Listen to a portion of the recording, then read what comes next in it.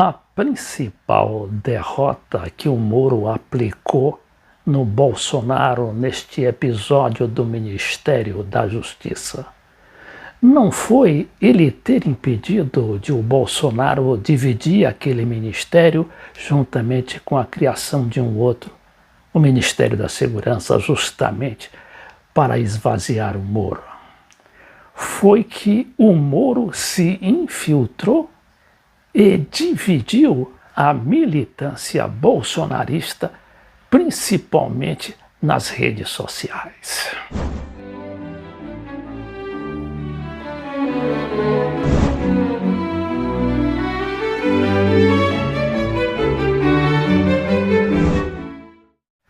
Agora a gente vê que o Bolsonaro não tinha a carta branca para assumir o governo se não tivesse escolhido o Moro como seu superministro da Justiça.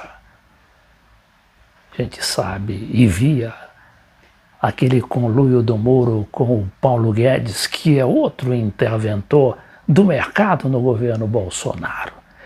Então o Bolsonaro agora se vê, de repente, com dois ministros indemissíveis, o Moro e o Paulo Guedes. E é que as coisas não ficam por aí. O Moro já diz aqui que ignora a insegurança de Bolsonaro e segue com a agenda de exposição pública, criando a sua conta no Instagram, indo dar entrevista no Roda Viva sem o aval do presidente e fazendo a sua agenda própria, bem distante o quanto possível da política de governo ou da figura do presidente da República. Esse material aqui da Folha diz que Moro deve ignorar a fritura de Bolsonaro e manter a agenda de exposição pública. Segundo aliados do ex-juiz, ministro da Justiça avalia que é independente do governo e pode se beneficiar dos ataques do presidente. Mas é justamente aí onde está o problema. Como é que o Moro foi se infiltrar naquelas legiões bolsonaristas a ponto de dividi-las praticamente ao meio? São legiões que foram construídas ao longo do tempo, desde que o Bolsonaro se declarou candidato a presidente da República há uns 3 ou 4 anos.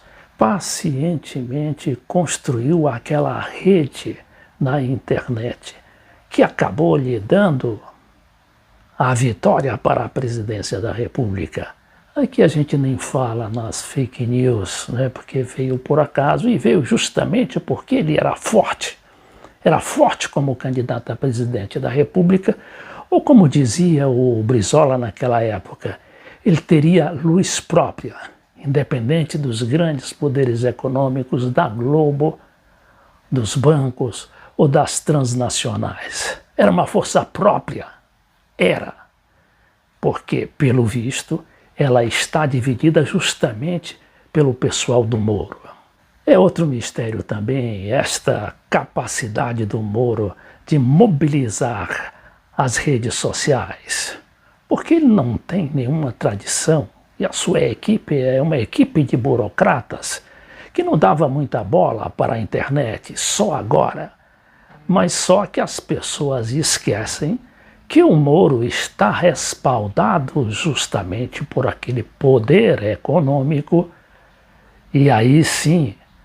E aí você tem a influência dos bancos, a influência das multinacionais e das agências de segurança dos Estados Unidos, principalmente, e de Israel, que controlam, como a gente sabe, as redes sociais, a ponto de fazer catapultar a figura do Moro como um dos grandes, agora sim, presentes nas redes sociais. Agora, a meu ver, o presidente da República, ele não agiu bem naquela manobra para tirar o tapete do Moro.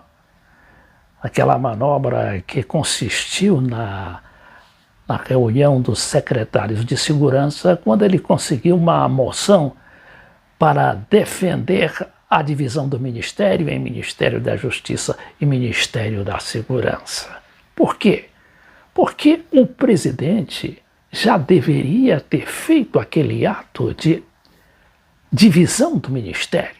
E ele bastava fazer ou assinar uma medida provisória e ali estaria tudo resolvido, seria um fato consumado.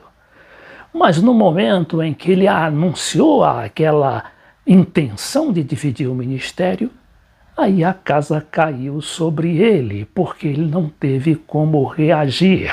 E não foi culpa do poder econômico, só do poder econômico, foi principalmente daquela infiltração do Moro nas suas redes sociais.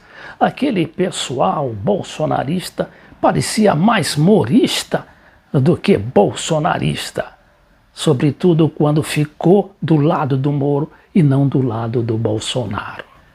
E o problemão ficou aí porque o Moro começou a tripudiar sobre o presidente da República, ainda que de forma sibilina, muito discreta, mas indo direto aos fatos, como é justamente essa sua presença marcante nos meios de comunicação.